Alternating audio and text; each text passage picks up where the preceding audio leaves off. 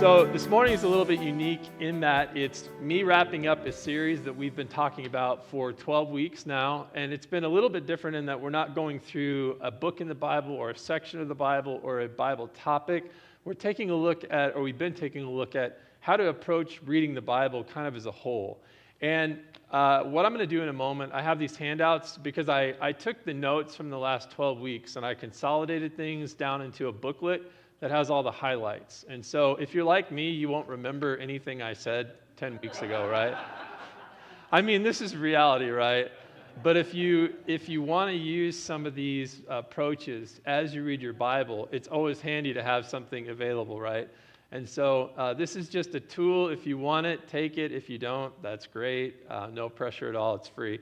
So, but these are the highlights of what we've been talking about the last few weeks. And the way that I'm going to term it is the way that I have it termed here on the booklet. And that is the question, how is the Bible written to be read?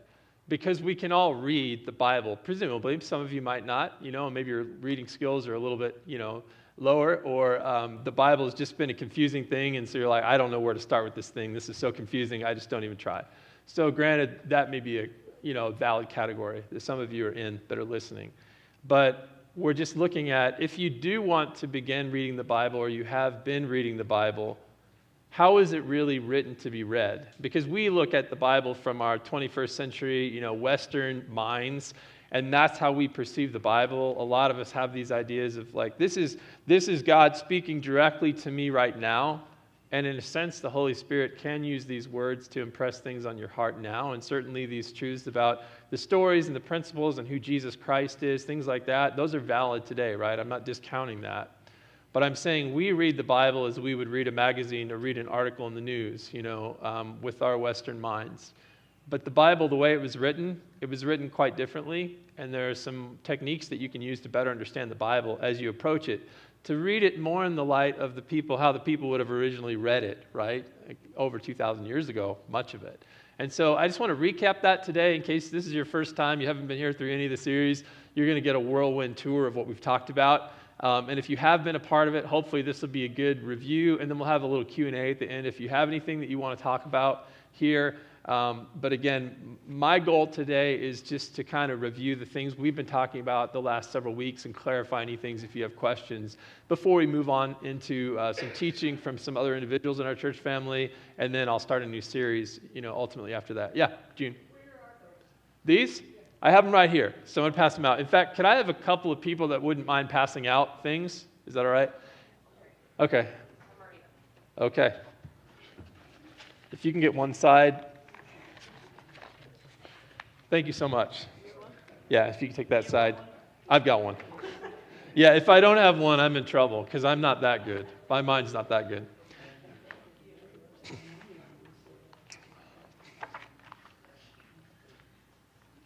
So another reason why this will be helpful, even if you don't want to use it at all after today, is it'll help you follow along with what I'm saying, because instead of putting together a ton of slides, I just want to go through the booklet and hit the highlights. So it'll help you follow along if you're more of a visual learner than an auditory learner.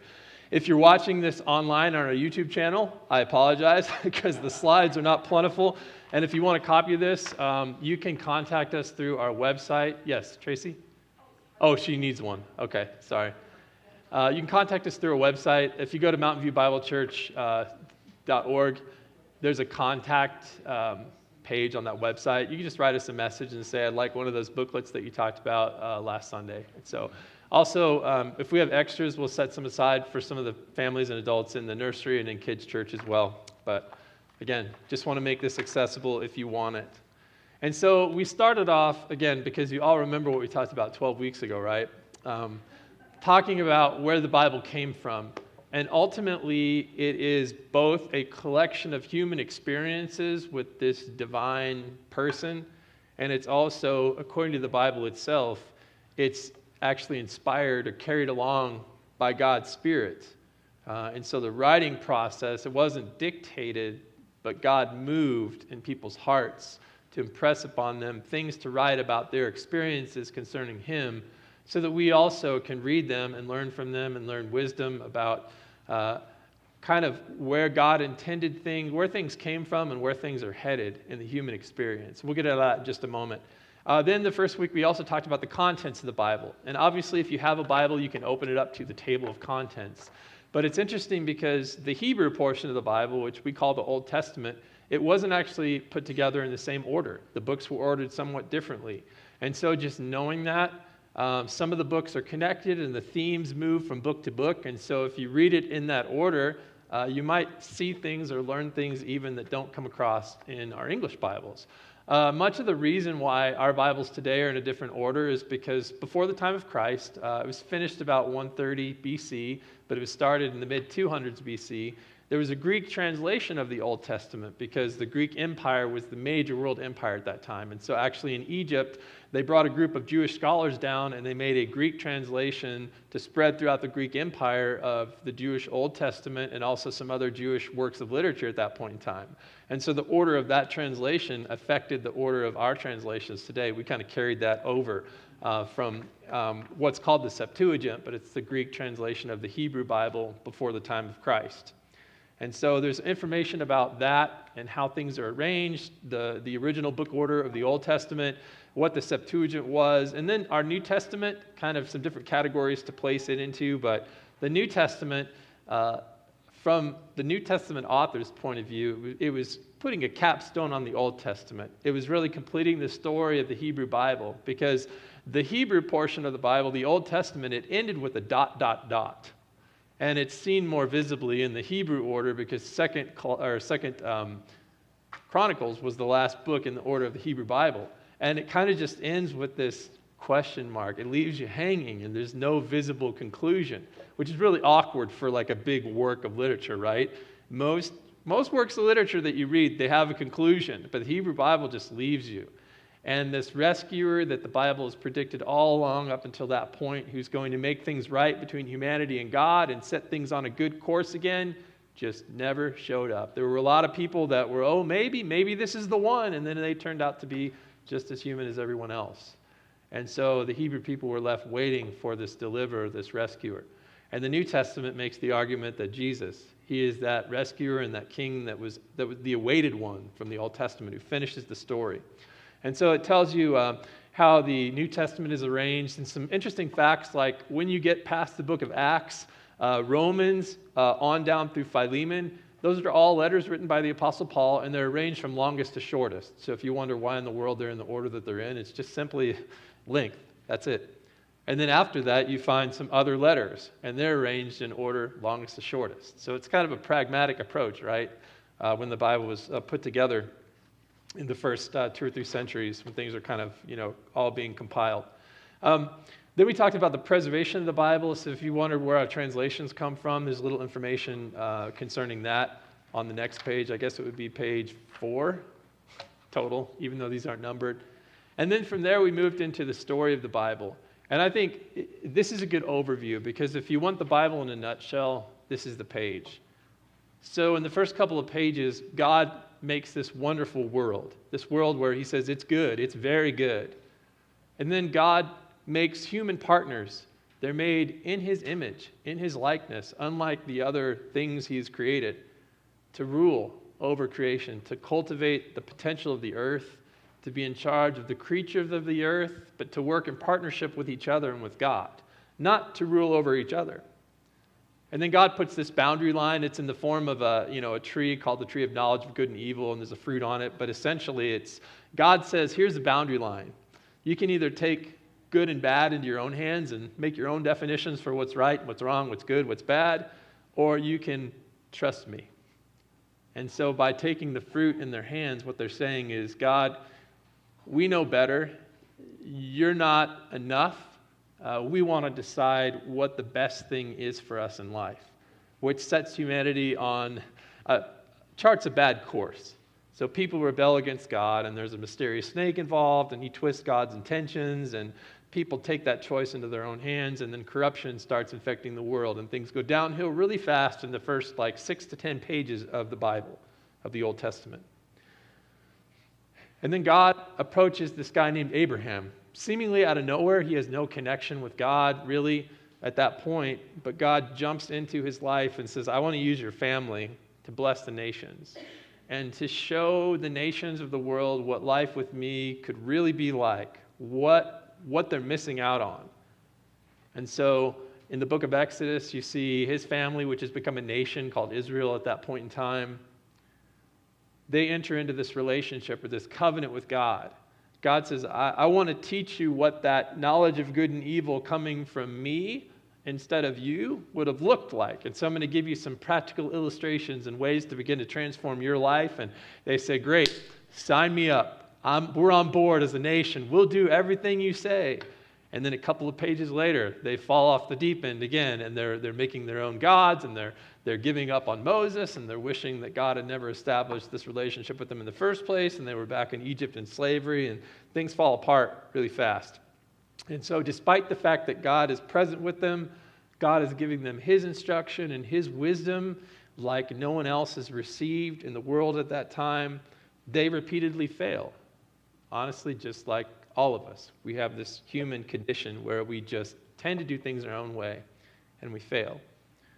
And so God sends these figures called prophets who are kind of like, almost like lawyers who are coming up and saying, hey, you told God you'd follow his way of wisdom, but you're doing things your own way, and it's going to lead to consequences. And they come over and over again throughout many books called the prophets.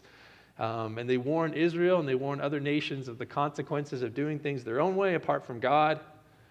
But at the same time, they say, even though you're falling and even though you're headed for serious consequences, there's ultimate hope. God's going to send a king one day. Not a human king, or not just a human king, but a divine human king. Someone who is God and humanity wrapped up in one. And this king is going to show you the true way to live life. This king is going to enable a change in the human condition that's going to come from the inside out. And they don't know a lot of details, but they're expecting this figure. And then the Old Testament ends, ... And some time, a couple centuries or more passes, and there's still no person that fits that description. And then you read the Gospels in the New Testament where Jesus' followers are making the claim, we know who this divine king is, and this divine king was Jesus, the one that God sent to rescue humanity, to bridge the gap between people and God. Again, it's Jesus, and his sacrifice of his own life enables that, and faith in him is the way that we come back into a reconciled, reconnected, reestablished relationship with God again. This is the one, and his kingdom, his way of life under God's rule, if you will, his defeat of sin and death and his offer of a way to come back into a relationship that's been severed with God again, like that's the hope that we've all been waiting for. And so then the New Testament continues in the book of Acts and some history where God starts pursuing these other nations through different human representatives in his church, people who live by faith in Jesus, people who receive the Holy Spirit. And they're sharing this message of reconnection with God and how their lives and their communities can be restored and how this way that God intended life to be lived can begin to be experienced here and now. And there's also a future hope of life and of resurrection in Jesus. And so we read about them headed out into the world. That's kind of where we fit, because for a couple thousand years, God has just kept things paused in this area to reach more and more people with his followers. And then at some point, Jesus and other writers in the New Testament predict a point where Jesus returns as king to resurrect life. People who have gone before us, who've experienced death, will be raised back to life. Their bodies, just like God formed Adam and Eve out of the dust of the earth. God will take the bodies, the lives of those who have gone on, like their spirits, into eternity, but their bodies will be raised back, reunited with their spirits, with themselves, and life will be brought back again, and injustice will be abolished. And then at some point later on, God and humanity will rule again together over a new creation, a healed world, a new earth, a restored earth and world that doesn't have any of the downfalls and pitfalls that we've brought into things through our decision to walk away from God. It'll be a renewed life, and it'll last forever with people and God working together in this world, this new world, forever. And so that's where the story of the Bible tracks. And everything that you read in the Bible is a piece of that puzzle. And the reason why it's there is to contribute to that overall flow of a story. That's why it took so long to camp out on that. Then we took a little bit of time on the approach of the Bible and how the Bible doesn't always approach things the way that we think it should or the way that we think it is. We can access the Bible in a moment. You can pull out your phone and you can have any book of the Bible, if you search it, right, any chapter and verse within about 10 seconds. And that's a very recent invention. For most of history, the way you access the Bible is by going somewhere where they have a hand-copied scroll of just a piece of it and they read it. So it was a very community-oriented experience initially. It's not just in chronological order, and so if you read the Bible from start to finish thinking you're going to get a history book, you're going to get confused really fast, especially when you step into the books of the prophets, because they address one issue, and then they hit another issue, and then they circle back around to the first thing, and then maybe the second thing, and they operate in these circles, and it's very foreign to the way that we think, because we want structure, and we want to hear things in order, in a logical progression of thought. And sometimes you get these circular conversations, especially in the Old Testament. It's not a rule book. Its main purpose is not to teach you rules, because let's face it, can our country make enough rules so that everybody does the right thing all the time? Is that ever a possible endeavor? No, right? Because there's always loopholes, right? Most of us are good at figuring out what the loopholes are, right? And so we'll get around something. I used to work with students, and I would do games at a summer camp for many years. And I would give the rules. And every year I would have to amend the rules because some of the kids would be so creative, they'd figure out a way around my rules of giving their team like this ridiculous advantage. And so every year I had to add new rules in because they would try to, take advantage of them, right? And that's our humanity. And so you can never have a rule for everything, right? And rules don't affect your attitude or your heart, so you can follow the rules and hate them, right? Or you can see God, if you just look at the Bible as a rule book, you get this idea that God's about doing certain things and punishing you when you don't, which is a very false impression of who God is. God wants to give us wisdom so that we live a life that's similar to the way that He intended when He created humanity, so that the world gets impacted by that, and communities and relationships get impacted by that. And He wants us to live a life in relationship with Him. That's really what He wants. He doesn't want us to just follow A, B, C, and D rules. The Bible has a lot of figurative speech, so you can't take everything literally. The Bible is not here to just make scientific claims, and so if you read science into everything, you're going to find some contradictions. And if you think it's addressing circumstances, while the principles many times apply, the original circumstances that happened, these people were addressing, happened between 2,000 and 3,500 years ago. And so they were addressing very, very ancient circumstances, but again, with principles that we can get to the heart of and we can still use to apply. And maybe even some situations are the same or similar, and maybe we can take a lot of truth from those things and apply them today. So we talked about how the Bible approaches people, and then we got into the literature of the Bible. And this is where we'll kind of close this morning, but the Bible was written to be read as specific types of ancient literature. And that's one thing that I've had a lot of education in the Bible, but many of the first years of that education failed to talk about this, which I think is kind of ironic, because if you approached a poem today the same way that you approach a fiction novel, right, you would not know what to do with it. And so the Bible is really written in three different types of literature. One is narratives or stories. So we talked about how to understand narratives and stories in the Bible. These individual stories that you think of when you open your Bible, they're not just isolated individual stories. Many of them are scenes that form a larger story. And so if you just look at that scene, you can get the wrong idea from it. We took an example in our study from Abraham, where Abraham goes into Egypt. He tells the Pharaoh that his wife is actually his sister. Pharaoh starts to take her into his harem and marry her, and then everything breaks loose. Pharaoh's family starts to suffer for it, and eventually he realizes that Abraham lied to him to try to protect himself. And you come away from that story realizing that Pharaoh was the one who had some consequences. Abraham seemed to have come through that scot-free. And so if you just isolate that story, you get the picture that God's okay with lying.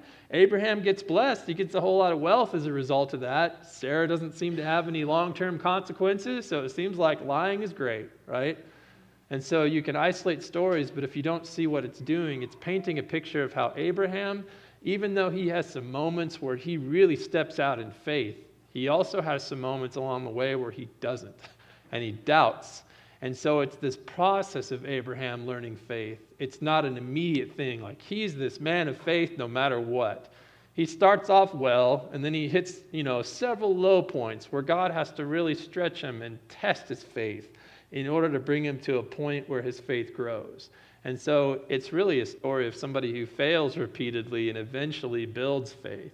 And so if you don't see that, you'll isolate incidents and you get the wrong picture. And so these stories have many different scenes, and each scene is communicating something different. And so we talked about how to understand these plots, these narratives in the Bible, and these scenes that are happening. And even Bible characters, how the descriptions of the characters, they're very minimal, but the details that you get are very, very important. And the settings are also very important. These narratives, they use similar settings to show you story after story that the same kinds of things happen in the same kinds of places. You'll see words or settings appear over and over again so that you connect different stories or even phrases. Take and eat is the thing that gets Adam and Eve in trouble in the first place with the tree. And then you'll see lots of people throughout the Old Testament take things and eat things. And you realize, oh, this is a pattern, isn't it? And so with the way that the Hebrew people wrote their stories, they would use keywords and phrases or the same places. And when you would see those phrases or words repeated, it was meant to cause you mentally to tie those stories together and to connect different stories and see how those stories set beside each other, how they teach you something about each other. And so they had a very specific way of writing their stories. So we talked about how to understand the stories and the narratives in the Bible. We talked about specific types of stories. The Gospels are stories. Jesus' parables are stories. And those specific types of stories have a few other rules that if you know how they're written, you can know a little bit better how to interpret them, how to take them and understand them for yourself. Then we looked at poetry, which is the second type of literature in the Bible, and how to understand the structure of Hebrew poems. Hebrew poetry, a lot of it exists in two-line couplets, where you have a first line and then the second line either repeats the thought, it completes the thought, or it contrasts the thought. And so if you know that, every time you read a proverb, every time you read a psalm, every time you read any type of poetry in the Bible, which is 33% of the Bible is poetry. Most of the prophets are written in poetry. Then you'll know, oh, there's a connection between those pairs of lines, and it gives you a lot more meaning from it. So without going into incredible detail, we talked about that for a week. We talked about reading the Psalms, and I think this is probably one of my favorite parts of the whole 12 weeks that we talked about, where we look at the structure of the Psalms. Psalms was an ancient prayer book. It was written to help the Jewish people who were displaced from Jerusalem. For a while, when they were exiled in the Babylonian and Persian empires, many of them were deported away from Israel. And during that time, they had no access to Jerusalem. The temple building was destroyed, and so their familiar way of worshiping God was completely unavailable. It was out of sync. And so Psalms was crafted to help Jews who were either later away from Jerusalem, or at that point in time, there was no temple to worship at in Jerusalem. How do you connect with God apart from the temple? And so it takes people through a very specific process of how to process your experiences through prayer, how to celebrate God's power through prayer, how to think about Israel's downfall and the things that cause people's downfall through prayer, how to anticipate God's arrival in the future, which the Jews had a hope of and we have a hope of, and how to embrace these ideas of new creation, the way that people were intended to operate with each other and with God, even now. The Psalms helps people, through other people's experiences and writings, process that and identify with that and set our hearts and our actions on something today. And so I think if we use Psalms as the way it was intended, it's a really powerful tool for helping us pray. And then we talked about Proverbs, Ecclesiastes, and Song of Songs. some other poetry, wisdom literature, and then how to read the prophets, which are also mostly poetry. Most of the time when God speaks in the Old Testament, it's actually written in poetry. And lastly, with poetry, we talked about apocalyptic literature or dream vision literature. Revelation is probably the most familiar thing, that somebody having dreams and visions constantly. Gets confusing, but there's some specific ways to approach that type of literature in the Bible. Whenever somebody has a dream or sees a vision of God, there's some very, again, things to know about that help understanding. So, again, this is putting everything in a nutshell. But the last thing that we talked about the last 2 weeks were Bible speeches. Because if it's not a story and it's not poetry, it's in this category called speeches, or some people call it discourse. But Bible laws fit in that category. Again, Bible laws are interesting. And if you missed that week, you can watch it on our YouTube channel and get more detail on any of this stuff if you want it. But in the ancient world, laws were illustrations of possible ways to respond to cultural issues. They weren't necessarily statutes or ways that, I guess, crimes were dealt with or punished, or rules were enforced at all places and all times. In the ancient world, you find a lot of different law codes, and you find a lot of people, when they're actually practically addressing maybe shortcomings or crimes or other things, they actually don't follow the laws to the letter. They take the laws into consideration, they take the culture into consideration, like what's common law or cultural values, and then they take like their own perspective, divine perspective, in other cultures with their God's perspectives, or in ancient Judaism with the God of the Bible's perspective, and they kind of swirl it all together, and then they decide how something should be dealt with. And so it's more of a wisdom approach. We know these laws, we know these cultural parameters, and we're consulting God's will in this, and we take all that, and then we make a decision. And so, again, the way that we look at laws today is a cut and dry. These are the laws. If it's not a law, it's not a law. We have to follow it, and the court will hold you to the letter of the law. It's just something that's completely foreign in the biblical world. And so we talked about just a different way of looking at laws through the way that they would have been perceived at the time, instead of the ways that we, 3,000 years later, perceive them today. Because when we look at the Bible, ultimately it's an ancient document. And so to better understand it, we have to try to step into as much as possible. It's impossible, to fully step into that, but as much as possible to step into the world that it exists in, right?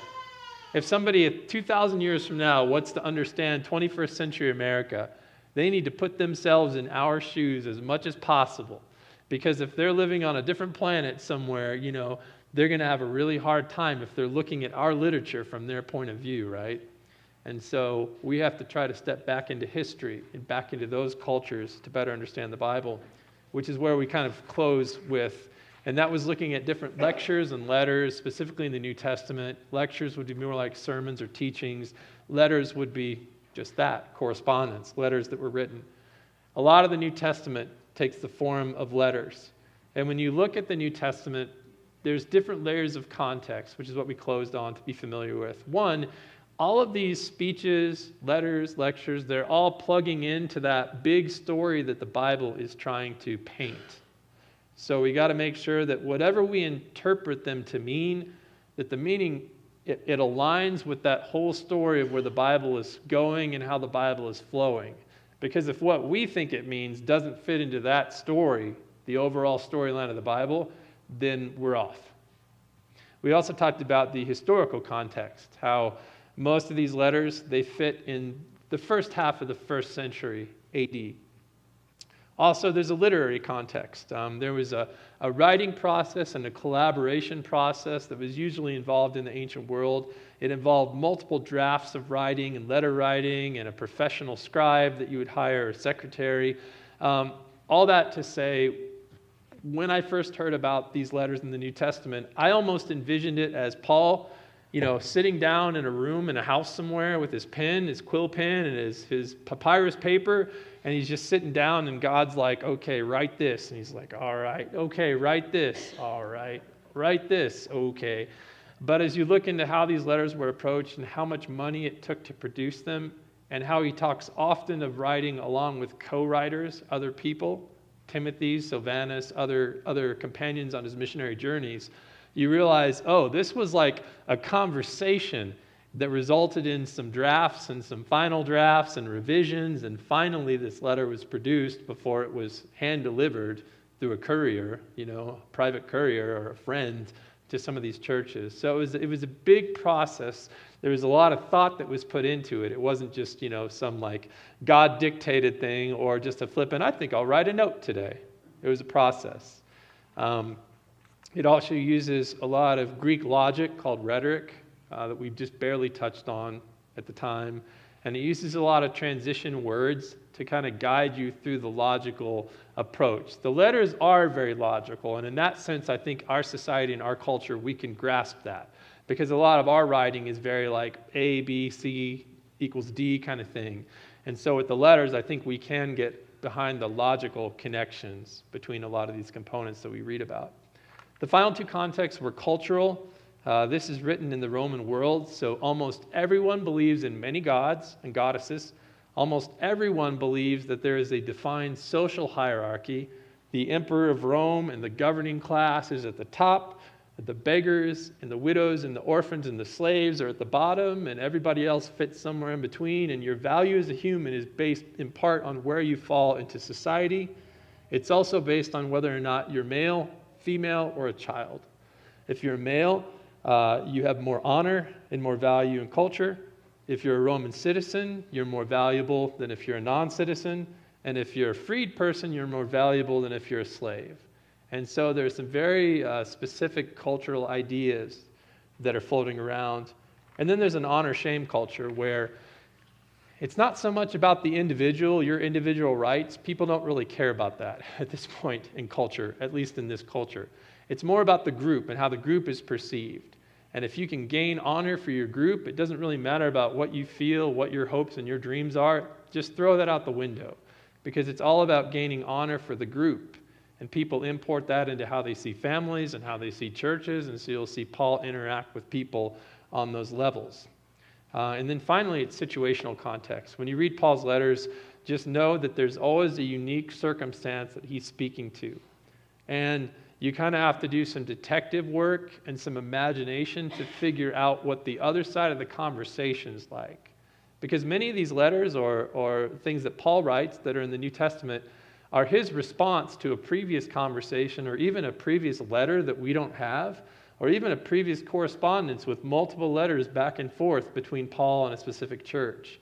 And so it's not just Paul saying, I think you should know this. There's another side of the conversation that we don't have in history. So we have to try to read the letter and imagine what the other half of the conversation might have been like in order to understand why Paul suggests the thing that he suggests. And so these are culturally relevant responses that Paul gives to challenges that churches in first century Rome are experiencing, Roman Empire, which are different than our challenges in 21st century America, Or if you live somewhere else in the world, obviously the challenges will be different now where you are than here. And so taking the question of whether or not we apply the exact same solutions today requires a lot of thought and a lot of investigation. Because maybe it was something that culturally was a great solution at the time, but in our culture wouldn't work at all. And so we're trying to look for the principles behind why Paul is suggesting the things that he suggests, which is kind of what we're looking at as we read the Bible as a whole, as we read laws in the Old Testament, or things that happened to Israel, or things that Jesus talks about in the gospel. We're looking for these bigger principles that underlie the things that are done and suggested, that God thinks are important, that God thinks are a better way of operating in this world and even treating our world in creation than what we currently are. And so he's got this deeper wisdom that we're trying to connect through our faith in Jesus to live out a different type of existence than what humanity has turned life into, at least for here and now. So we get a process, we get wisdom for navigating our challenges, but not necessarily like direct prescriptions, We don't have to follow them directly because they weren't speaking to our circumstances, but we can learn from them. And so that's what we're looking at. Again, rediscovering the Bible, but looking at this question of how is the Bible actually written to be read? And I can't fully answer that question. That's why I put it as a question instead of like rediscovering the Bible, how the Bible was written to be read. I can't fully answer that. But these weeks have been just a step into that conversation. Just know that the Bible is a little more complex than it seems at face value. And it was actually written to be read in certain ways.